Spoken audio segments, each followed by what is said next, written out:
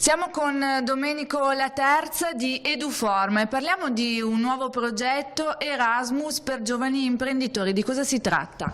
Allora, Erasmus per giovani imprenditori è un programma della Commissione europea che vede Eduforma come organismo intermedio e dà la possibilità a giovani imprenditori appena formati, a start-up, di muoversi nel territorio europeo per acquisire buone prassi, acquisire nuova clientela e dare la possibilità a questi giovani di essere anche in un mercato globale.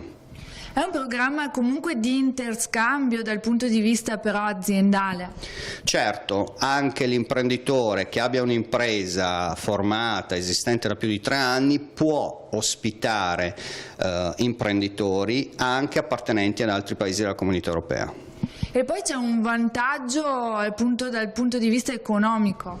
Il programma prevede appunto attraverso la struttura Eduforma il pagamento, il rimborso spese per tutte quelle che sono le operazioni di mobilità, di spostamento nel territorio, acquisizione di buone prassi e comunque hospitality. Quali sono i vantaggi di questo programma? I vantaggi sono appunto quello di acquisire o di mettere comunque in rete imprese nel territorio europeo anche per agevolare export, internazionalizzazione e acquisire, soprattutto per ciò che riguarda gli imprenditori italiani, buone prassi, modalità e guardare direttamente a mercati esteri con più facilità.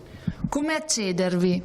Andando sul nostro sito www.eduforma.it, entrando direttamente nella parte dedicata a Erasmus per giovani imprenditori, ci sono tutte le indicazioni per poter partecipare. È un programma esclusivo questo solo per giovani imprenditori? Giovani non in senso anagrafico, ma nel senso di aver formato un'impresa da non più di 3 anni, quindi c'è la possibilità anche per una persona non più giovane che voglia mettersi in gioco di poter aprire una propria start-up e, come si diceva prima, muoversi in mobilità.